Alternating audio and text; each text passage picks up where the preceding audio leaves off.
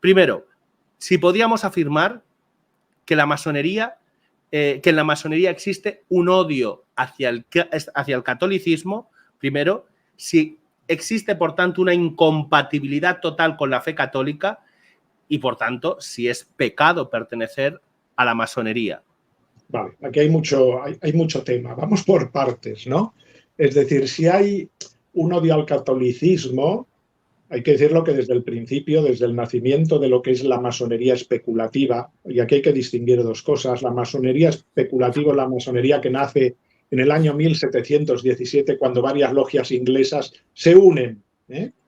Esas logias han dejado de ser las antiguas logias, los antiguos gremios de constructores, ¿eh? Hubo gremios de constructores en la cristiandad medieval que tenían una importancia grande en la sociedad. No solo construían las catedrales, sino que eran centros de cultura, de vida social y de vida profundamente cristiana.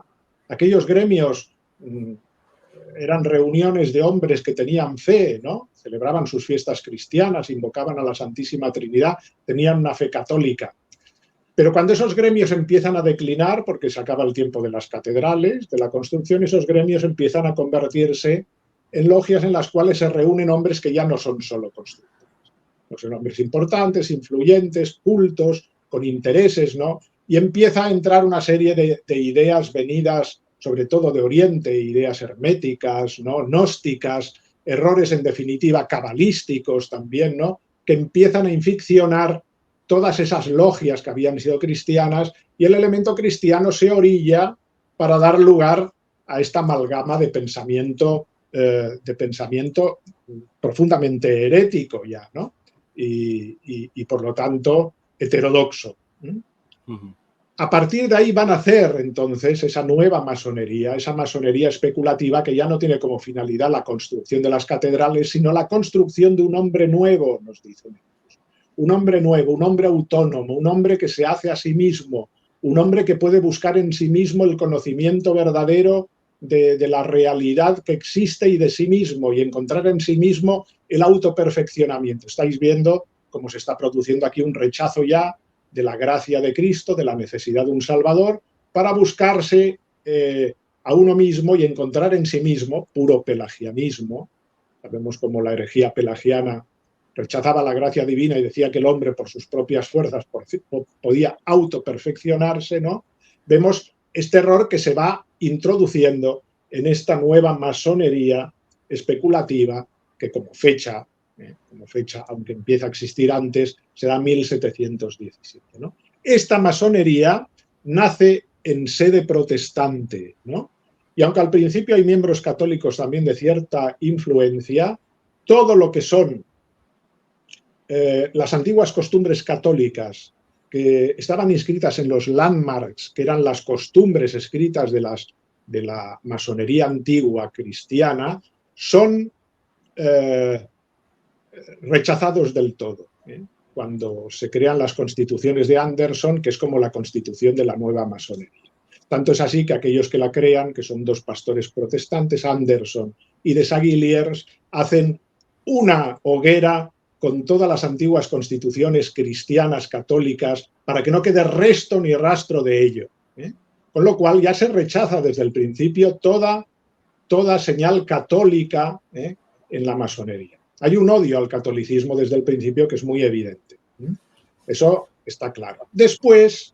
Pero, padre, un momento. O sea, simplemente para que quede claro, existe una primera masonería especulativa, tienen como unas constituciones que son los landmarks, que son las costumbres masónicas. Eso sería la masonería que decimos operativa, que es la masonería de la Edad Media.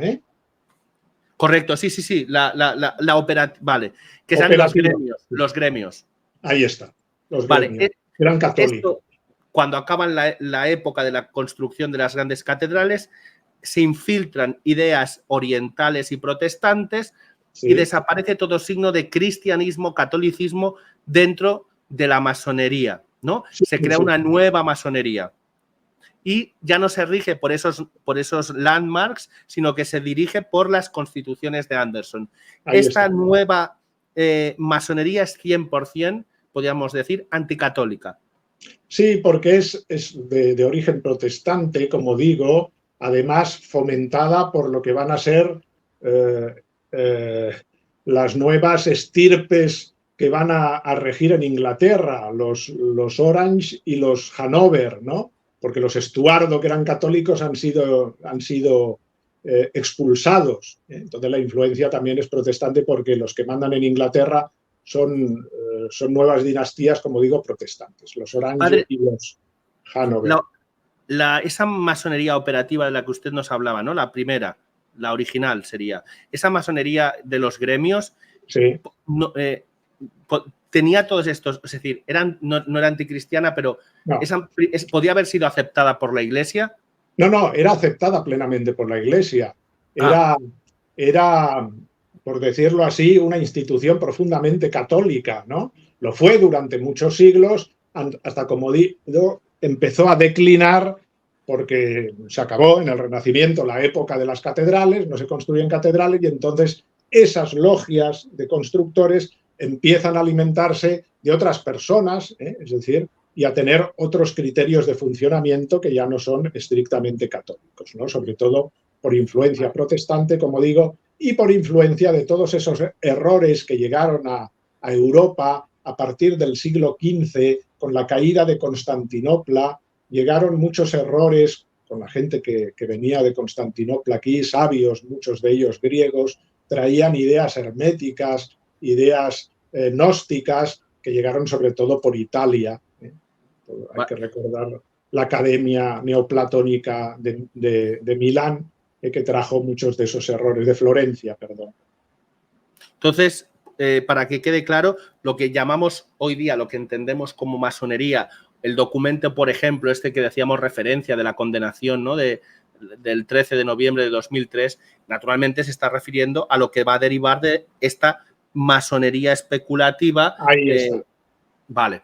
Es para contextualizar, porque hasta ahora nosotros, padre, tenemos en la cabeza de la masonería es esto, punto. Es una cosa tal, cerrada. No, aquí ya estamos viendo que hay una masonería operativa, que era simplemente pues, los gremios más masón, ¿no? Es una persona que trabaja la construcción de tal y ya está. Eso no tiene nada que ver, podríamos decir, aunque con lo que ideológicamente, con lo que nace en 1717, que es una masonería propiamente anticatólica. ¿Es así? Sí, parasitada ya por todos los errores, ya digo, extranjeros, pero aparte también protestantes y todos los que va a traer la modernidad, claro. Pues le dejo, padre, si puede continuar donde lo habíamos dejado aquí en el Sí, 700. entonces, esta masonería, la masonería inglesa nacida en el año 1717, es una masonería en principio que se quiere llamar cristiana, aunque no es cristiana en el sentido estricto como nosotros podríamos entenderla, es deísta. ¿Deísta qué quiere decir? Deísta quiere decir que creen en la existencia de un Dios que ha creado al mundo, pero que deja al mundo a su suerte, por decirlo así. Como un relojero que pone en marcha el reloj y lo deja funcionar sin que él intervenga, ¿no? Sin que él intervenga providentemente, amorosamente, como el Dios cristiano. Es decir, no hay encarnación, no hay actuación de Dios en el mundo, nos ha dejado el mundo a nosotros para que hagamos lo que queramos. Eso sería el deísmo. Ya se ve que no es una visión cristiana, es un error grave, ¿no?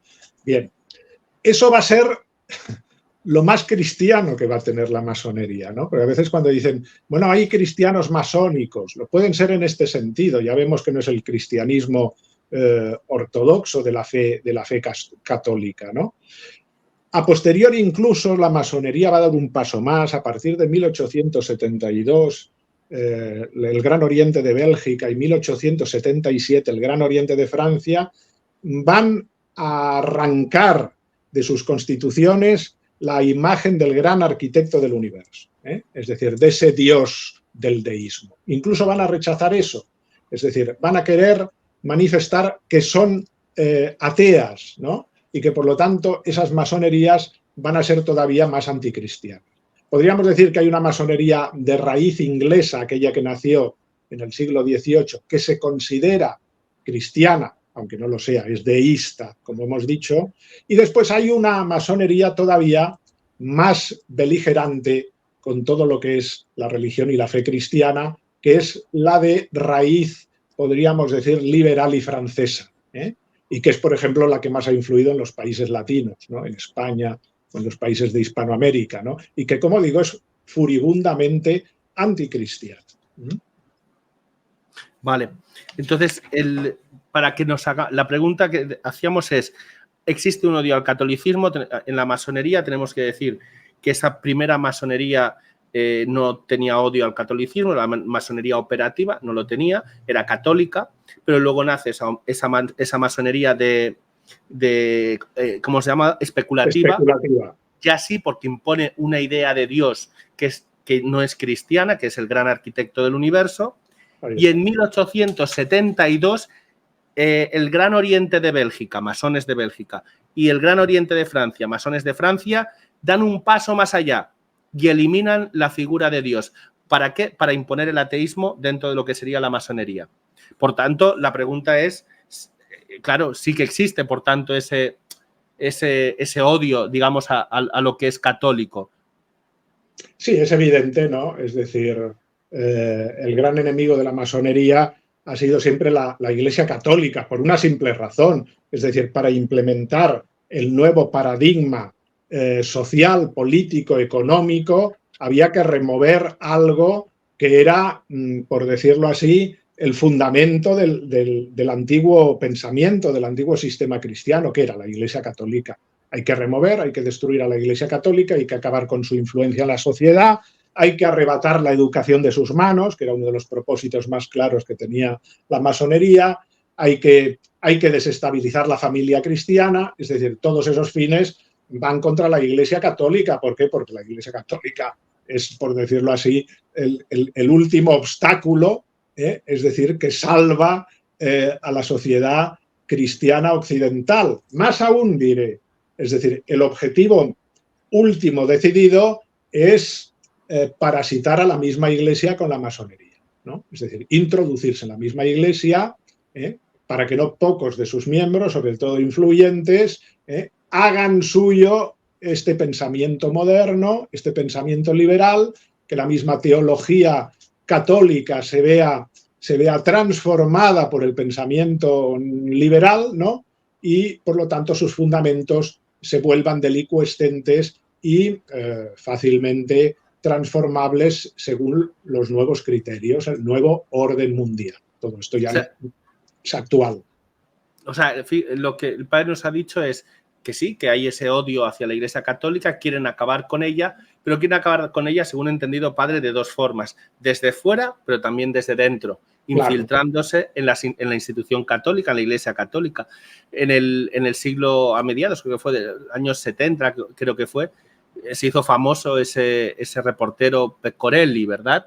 Que nos hablaba de esa lista de masones infiltrados en la Iglesia Católica. No sabré, yo no sé si es cierta o no es cierta, pero en cualquier caso ya estaba el rumor, ¿verdad?, de que había pasado esto, pero no hace falta ir tan lejos. Sí que sabemos el caso de Beladot. Beladot era una mujer del Partido Comunista, ¿verdad?, de Estados Unidos, que se convirtió gracias a este obispo Fulton Sheen, y ella reveló que habían infiltrado a cientos y no miles de personas del Partido Comunista dentro de la Iglesia Católica para que llegaran a lo alto de la Iglesia. Habían ordenado miles de sacerdotes con este pensamiento. O sea, ojo, es decir, esto que está diciéndonos el padre, que vemos como la Iglesia ha ido con mucho cuidado, ¿verdad?, porque sabían que se estaban infiltrando y ahí lo tenemos. Por tanto, incompatibilidad total entre masonería y fe católica.